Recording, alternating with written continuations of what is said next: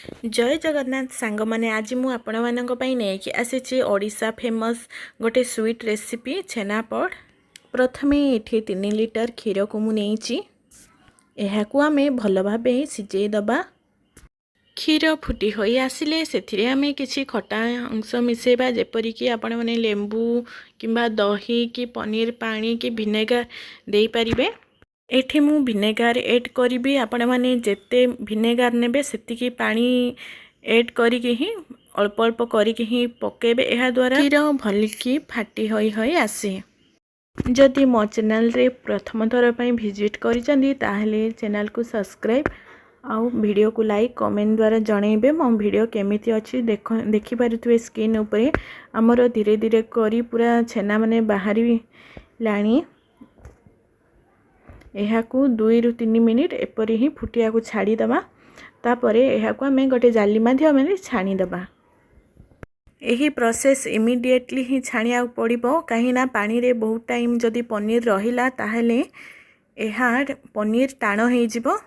सेति पई एहाकू आमे पनीर छिड़ीबा परे आमे संगे संगे छाणी दबा। छाणी सारिया परे एहाकू आमे नॉर्मल पानी रे टिके धोई दबा, कहीं ना विनेगर पकेया द्वारा तार किछि स्मेल रही जाई थाए। तेणु अल्प टिके पानी रे आमे छाणी दबा। किछि गुजराती को गुंड करिबा, एहा द्वारा छेनापोड़र बास्ना भलो आसी थाए। गोटे बड़ बाउल रे छेना को पके देले एहाकू आमे 2 ରୁ 3 मिनिट ठंडा हबा पे छाड़ी दबा। ठंडा हैला परे हाथ रे आमे एहाकू चकटी दबा।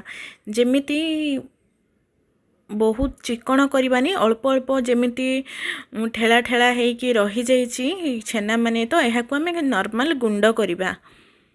ता ऊपर सुजी को ऐड करिबा। सुजी नेइछि 5 चम्मच सुजी नेइछि आ अल्प टिके घी को ऐड करिबा।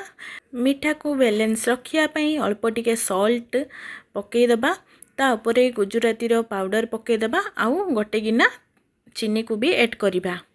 आउ किछि पनीर पानी 3 ରୁ 4 चम्मच पकेकी एहाकू आमे भलो भाबे चकटी दबा। जेमिति छेना हमरो नॉर्मल गुंड गुंड हबो, चिकन हे पारिबनी।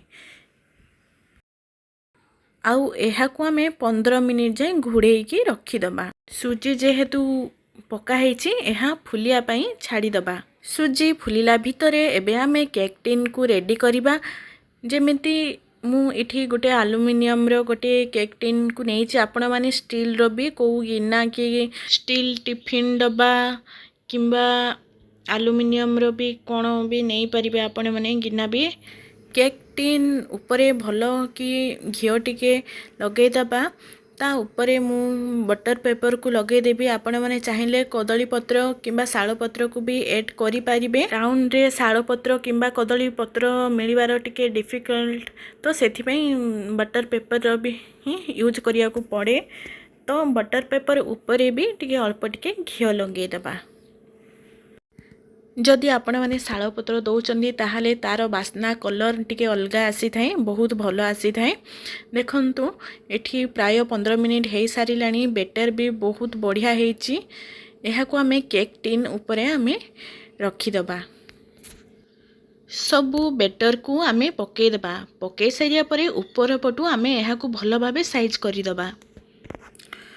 ऊपर पट समान करि दबा, नहेले भलो देखा जीवनी। आपण माने चाहिले एथिरे काजू किशमिश भी पकेई परिबे। एबे बेक करिया को पूरा पूरी रेडी हे सारिछि छेनापोड़। चलंतु बेक करि दबा। देखंतु एठी मु गोटे कढ़ई नेइछि। कढ़ई को घोड़ेई देइथिली गोटे 10 मिनिट मीडियम फ्लेम रे। ता भितरे आमे एही छेनापोड़ को रखि देबा प्राय 45 मिनिट जाय। 45 मिनिट परे चेक कला परे देखंतु बहुत बढ़िया भाबरे हमरो रेडी हे जाइछि छेनापोड़। एहाकू आमे टिके होटेल टाइप रो टेक्सचर दबा।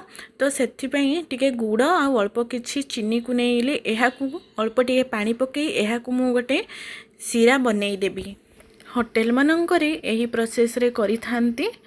चीनी सीरा करिकी पकेई थांती छेनापोड़ ऊपरे। ता द्वारा छेना टिके ऊपर पटु शाइनिंग भी देखा जाए आउ टिके भलो भी लागे। बहुत सीरा करबानी, अल्प टिके पूरा गुड़ आ चीनी को पूरा मेल्ट हैला टाइप रो ही आमे सीरा करिबा। देखंतु हमरो सिरा भी हे सारिलानी ता ऊपरे हमें पक्के दबा पक्के सारला परे यही भितरे जेतिकी जीव सिरा और बाकीटा हमें बाहर गोटे 10 रु 15 मिनिट आमे छाड़ी दबा। देखंतु गोटे प्लेट गोटे रखी मु एहा को धीरे धीरे करिकी आमे काढ़ीबा देखिबा केमिति हेची भितरे। देखंतु ऊपर भी बहुत एते पुड़ीनी बट बहुत सुंदर भी देखा जाउची। बास्ना तो बहुत बढ़िया होउची। बटर पेपर भी बहुत बढ़िया भावरे बाहरी पड़ुची। देखंतु हमरो पड़पिठा भी रेडी हो सारी। जदि आपण मैंने जदि अधिक पुड़ेवा को चाहूँगी ताहले 15-20 मिनिट आपण मैंने गैस रे बसई पारिबे। देखंतु बहुत बढ़िया भावरे छेनापोड़ हेची आ खाइयो भी बहुत बढ़िया टेस्ट लागुला पूरा होटेल परी। रहिली नमस्कार। एही रथ यात्रा रे आपण मैंने घरे एहा प्रस्तुत करंतु निजे खांतु आ फैमिली लोकन को खुआ।